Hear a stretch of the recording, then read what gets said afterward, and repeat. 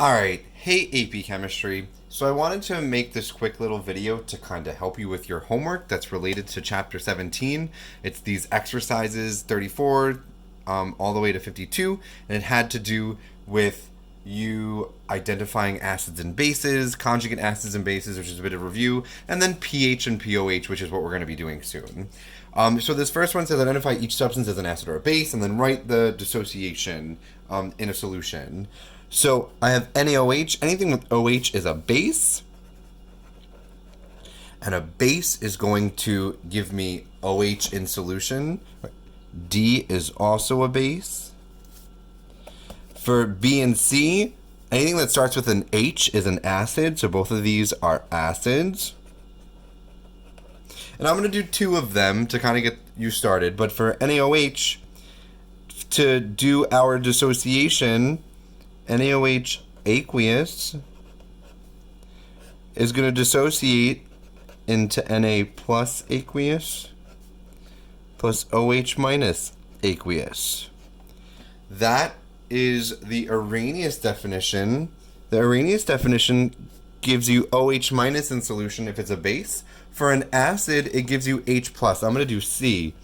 So HBr aqueous is going to dissociate into H plus aqueous plus Br minus aqueous. That is an acid dissociation, and this is also the Arrhenius definition. An acid gives you an H plus in solution. Jumping to a different question, it says in each reaction, identify the Bronsted-Lowry acid, the Bronsted-Lowry base, and the conjugate acid and conjugate base. Now to remind you, again, an acid is going to be something that has H in it. A base is going to be something that reacts with the H, or it might have OH in it, or it's going to be something that takes an H. And then the conjugate acid and base, a conjugate acid has one extra H, a conjugate base has one less H. So let's look at this first thing. I have HI, H2O gives me H2O plus and I minus. HI, that's my acid. If this is my acid, H2O acts as a base. It's going to take an H from HI. And now over here I have my conjugate acid. Came from H2O. And over here I have my conjugate base. Came from HI. And so let me remind you and explain here. An acid and conjugate base pair is an acid has an H in front of it. A conjugate base has one less H in there. So one less H plus. A base and conjugate acid, one more H plus between the base and conjugate acid. And we were able to identify this as an acid because it has an H in the front. I'm going to do the next one and then leave the rest up to you. The next one, I have CH3NH2. For us, anything with N, we're going to think base. It's known as an amine. And we'll talk more about that. But this is a base. If this is going to be acting as a base, water is going to be acting as an acid. Notice, and we're going to talk about this more in our notes, water can act as an acid and a base. And now, going from here to here, it looks like I gained an H plus. That's a conjugate acid. And then going from here to here, H2O to OH minus, I lost an H. This is a conjugate base. So that's how you're going to do the rest of these problems for 36. For 37, it says write the formula for the conjugate of each acid. All right, I have to kind of fix my camera here. So for writing the formula of the conjugate of each acid, conjugate, I remove an H. So I remove an H plus. For a conjugate of each acid, you remove H plus. So HCl becomes Cl minus. H2SO3 becomes HSO3 minus. I remove an H plus. HCO2 becomes COHO2 minus. and then HF, because it becomes F minus. I'm removing an H from all of them. So removing an H from all of them gives me a conjugate of each acid. I could do conjugate of each base by doing the opposite, adding an H. So for a conjugate of each base, I add H plus.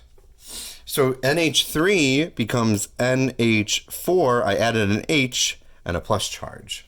ClO4 minus, if I add H plus, becomes HClO4. I added H plus to -1 and I get no charge overall. Same thing with HSO4 becomes H2SO4. I added an H plus, and if I add it to HSO4 minus, I get H2SO4. And then CO3 2 minus, I get HCO3 -1. Right? So I add H plus. I add H plus to all of them, and all of that's going to give you my conjugate for each base. I'm going to end with doing the calculations. I'm going to set them up and show you how to calculate them. So there is an equation that comes from the text, and we'll have notes on them, but it says calculate the H3O plus in each aqueous solution at 25 degrees Celsius and identify whether it's acidic or basic. Well, the concentration of H plus times the concentration of OH minus is going to be equal to 1.0 times 10 to the minus 14th. I'm going to do one of them and leave it from there. But if I have the concentration of OH minus, if I divide that by 1.0 times 10 to the minus 14th, I will get the concentration of H plus. If these are equal, 1.0 times 10 to the minus 7th equal means that they're neutral. And if anything is greater or less than that, I can figure out whether it's acidic or basic based off of the concentration of H3O plus. So I could use this over here. If I take this number, if I take 1.0 times 10 to the minus 14th, and I divide it by 1.1 times 10 to the minus 9th, I'm going to get my concentration of H plus. Concentration of this number, we call this Kw. If I get Kw and I divide it by the concentration of OH minus, I'm going to get the concentration of H plus. And this comes from the text. So if I'm just going to do this for this one, 1.0 times 10 raised to the minus 14th divided by 1.1 times 10 raised to the minus 9th. And I get 9.09 times 10 to the minus 6th molar equals the concentration of H plus. And since this number is greater than 1.0 times 10 to the minus 7th, I'm going to make that acidic. This is acidic. And this is how you're going to answer the other questions. You're going to take these OH minuses and divide them by 1.0 times 10 to the minus 14th. If the number is greater than 1.0 times 10 to the minus 7th, it's going to be acidic. If it's less than 1.0 times 10 to the minus 7th, it's going to be basic.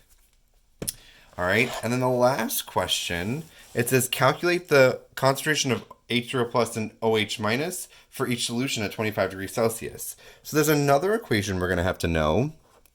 pH is equal to the negative log of the concentration of H3O plus. 10 raised to the negative pH is equal to the concentration of H3O plus.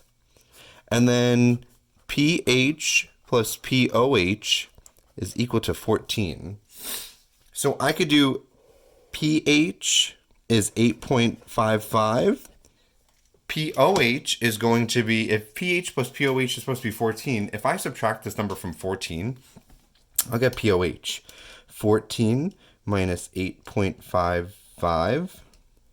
I'm going to get 5.45. I can also say 10 raised to the negative pOH is equal to the concentration of OH minus. And so I'm just going to leave them as their exponents, but the concentration of H3O plus is going to be 10 raised to the negative 8.55. And I'll just plug it into the calculator. 10 raised to the minus 8.55 equals 2.82 times 10 to the minus 9th.